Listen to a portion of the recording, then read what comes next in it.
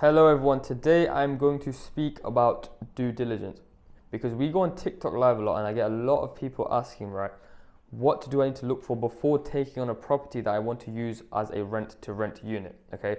And instead of me answering that every single time someone asks, instead I'll just direct them to this video where they can watch it and understand it. And make sure you guys do use these 5 tips whenever going for your next property because they're going to help you out a lot. And we give these to all of our clients and make sure they take on properties which are actually profitable, because a lot of people will show you keys, but not a lot of people will show you profit. So these are the 5 ways you can actually ensure profit rather than just getting another unit which is probably going to lose you money if you don't do it correctly. So the first thing we always look for, and we'd argue is the most important, is the property close to a hotel or hotels? The reason being is quite simple, right? Hotel companies, let's say Premier Inn for example, like right now there's a Premier Inn just outside this building which is like 20 feet high, no, it's like 20 stories high, sorry, and it's like very wide, like 7 rooms wide. It's massive. They would not do that randomly. They wouldn't just plant some big building there just for fun. That's not something they do. What they would have done is put hundreds of thousands of pounds and hours into research to say that this particular area is good for people staying for short-term reasons, right? And what is the point of you even doing research or doing an extra amount of research when someone like that or a company like that, or maybe multiple companies if there's multiple hotels, when they've done the research already and they've put in a lot more pounds and a lot more hours than you, what is actually the point of you doing this extra little research? They've literally done it for you. There's no need not to leverage off of that, and I think that most people that don't leverage off of that tend to get bad units. Simple as. Our best units and our students' best units are the ones that are near hotels, and that's just a fact, and that is something that I will stand by always, that you need to invest near hotels, right? Now, let's say it ticks that box. That's the first step, invest near hotels. The second step right now that I'm going to say is that you need to see the area yourself and see why people would stay. For example, if there is 2 things. First, city centre. Is the property in or very close to the city centre? Is it directly inside, or is it, let's say, a 2-minute walk, right? We have properties we have one specific property which is literally about a 3-minute walk from the city centre. Technically it's not even the same postcode. However, it's so close to the city centre that it takes the demand from the city centre. So when people say city centre, it doesn't necessarily have to be directly inside. Instead, it can be of a little walk away, etc. So that is what I'd say in terms of hotel, city centre. Sorry. However, another thing that I would include in this exact point is stadiums.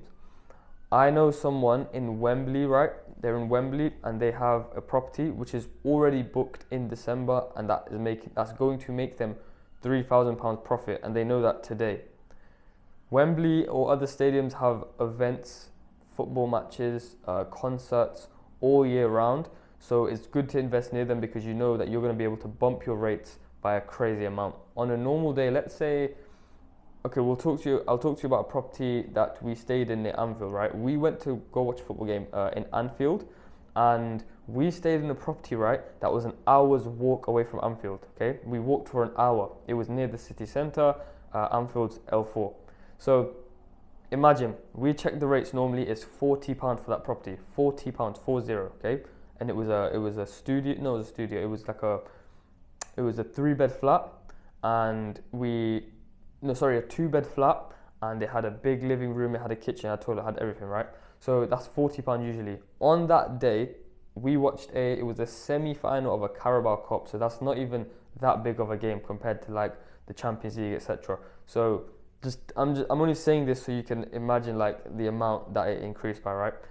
Normally it's £40. On that night, bearing in mind it's an hour's walk away, it was £80. The rate doubled just because Liverpool were playing. And it's not even like it was very close. Instead, it was, as I said before, a whole hour's walk away. It was an hour and like 10 to be fair. Like, it was a long walk away and the rates doubled. We have stayed at Anfield very recently. Again, it was a Carabao Cup game, so it's like a cup game which is not really that important. It was like stage 5 or something, like round 5, round 4, whatever it was. And literally we stayed in one room. Imagine we had one room with access to a shower, bathroom, that sort of thing. And it was just 2 single beds, and it was £140. But this one was right outside Anfield. Like, you'd look out the window and you'd see Anfield right there. You'd see the stadium. So literally, when you have properties near football stadiums or stadiums and events are going on, you can double, sometimes triple your rate. So that's definitely something that you need to consider when taking on your next unit. Now, the third thing that I'm going to say in this video, this one is very, very important. At the start, we didn't think it was that important until we found out, to be fair. And that is parking. Is the parking situation very convenient for the guest? If it is, very, very good sign, green flag. The amount of times we've had people book our place just for the parking, like, or book our places just for the parking, is insane. Like, you get messages all the time, hey, I only booked this because of the convenience and the parking. However, it turned out this is a very good property, and I'm definitely going to stay here again. That sort of message we receive quite a lot, and literally it's only because of the parking. The main thing that attracts them to the property, the picture, the description, the title, that's one thing. However, the parking is what attracts them. That's the thing I'm trying to prove. So make sure the parking situation is convenient. If there's free parking, great. Permit parking, great. If there's a car park nearby and you run your numbers and you know that it's going to make a certain amount of profit, even if you were to cover parking or half the parking or something like that, then definitely pitch that. What guests don't want to do is park in a paid car park, which is going to cost them like £80 a night, etc. They don't really want to do that, or they don't want to park like 5-10 minutes walk away. That's not something they want to do. So make sure when taking on a property that the parking situation is good. We have turned down multiple properties because they have permits or something like that, and we're not able to get the specific permits. We have turned down a lot of properties like that. So that is something we look for all the time. Is the parking situation good? If it's good, great. If it's not good, don't even go near that property, because you're going to experience a lot of bad reviews, a lot of problems, or maybe even a lot of void periods, because contractors, families, tourists, they tend to have a car, whether they rent it, whether they own it, they come down from up north, they come up from London, whatever it is, and they go and they stay and they want to park just outside the property so they can park, go in. For contractors, they'll have vans, they want to park just outside the property after a long day's work and then just go in the property, and that's it, and relax, wind down. They don't want to be doing this paying, searching for parking in a three-story car park. They don't want to be having to park so far away then walk. They just don't want to be doing that. It's not something that they want to do, and that is something that you find out when you run a property and you have a property with a bad parking situation or a good parking situation. You always hear a comment about the parking. It's so important. I'd say it's underrated because a lot of people don't talk about it, but parking is genuinely one of the most important things when it comes to picking your unit for rent to rent, right? Now the fourth thing, this is something that we have sort of, we made ourselves. It's called the 10x rule. And what it is, right, is that let's say you found a property, and we'll speak about Midlands numbers. Let's say the rent is 1,100. You do your research on, if you do AirDNA, if you like AirDNA, use that. We always recommend Property Market Intel. If you do it on just the Airbnb app itself and you look at properties nearby, similar properties, see what they're going for. If that property, right, that is 1,100, if the same Airbnbs in that area are going for 110 or more, that's a good sign. If they're going for less, that's not a good sign. Your whole aim when taking on a property is for it to break even at 50 nights. At 50% occupancy. So that is about 15 nights. So that's what you want. And the reason being is, the reason that it makes sense is because if it's 10x, right? Let's say it's exactly 10. So let's say 1,100 is the rent, 110 is the nightly rate. You would hit rent in 10 days, right? And then you have 5 days, so it's about 550 more to do cleaning, bills, council tax, and like subscriptions like Netflix, uplisting, potential maintenance. All of that tends to be covered in about 550. So that leads to a perfect break even at 50% occupancy. And this 10x rule is very, very important.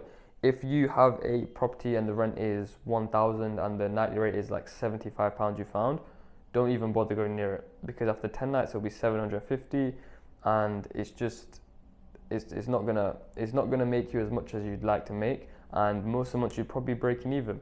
However, if the nightly rate, let's say, is more than 10%, that's a very good sign. Let's say it's 220 and the rent is 1,100, you're going to be making that in 5 nights. So your actual profit that you're going to get at, let's say, UK average 70% occupancy, is going to be very, very high.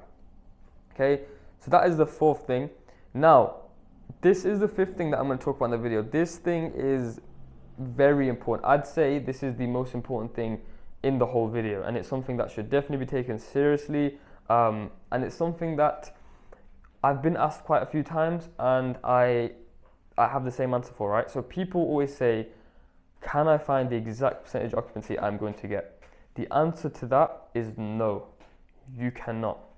I know you have websites like Property Market Intel, AirDNA, but they only use data from Airbnb, VRBO.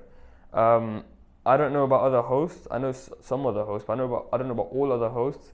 But for us and for most of our clients, Booking.com works a lot better than Airbnb, a lot better. So taking that into account, using data that only uses Airbnb and VRBO has never been that accurate. Like it's never going to be that accurate, right? And they also take into account the properties that are priced poorly, the properties that are run poorly, and the properties that are run very well. So the average is always going to be skewed. It's never going to actually be average, because you don't want to get into this game and provide an average service, market averagely, and you don't want to be averagely priced. Like you want to obviously price as high as you can by adding amenities, etc., that sort of thing. So that's why I would always say you're never going to find the exact percentage occupancy. Part of it has to be a gut feeling. You're never going to be able to sit there and know that this is going to be booked for 27 nights in Feb and 31 nights in March. It's going to be booked for 15 nights in August. You're never going to be able to know that. It's not possible. So you need to get that out of your mind. And sometimes it's better to literally just take that leap, because genuinely, if your plan is to scale, having one unit is game changer, because you have that one to show the next landlord and the next landlord and the next landlord. So always, if them 4 boxes are ticks, it follows the 10x rule, it's near hotels and they tend to be near city centres, let's say that's the case, and the parking situation is good, go for the unit.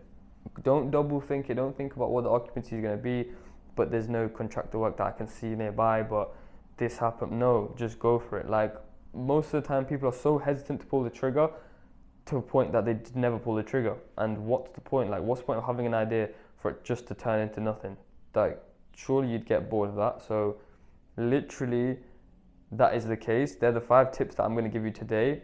I think the last one is very, very important. They're all very important, but the last one is a specific bonus tip that I gave, and I think that is one that you should definitely 100% take into account.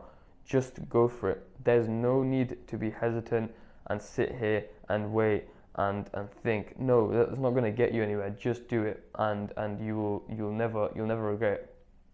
Worst comes to worst, this is rarely ever the case, but you have your 6-month break clause. But if they tick all 4 of them boxes that I spoke about previously, you definitely won't need that 6-month break clause. But I guess if you're feeling like it's risky and you don't really want to do it, you have that 6-month break clause. But they're the 5 tips that I'm going to give you guys today. I hope you enjoyed them. Definitely use them when you're looking for your next unit, because you are going to find a very good unit if they tick all the boxes, and if they don't, then I would avoid taking on that unit. So they're the 5 tips I'm going to give you today. Hope you did enjoy that. If you've got any questions or video recommendations or anything like that, leave them in the comments. Make sure you subscribe, and I will see you guys in the next video.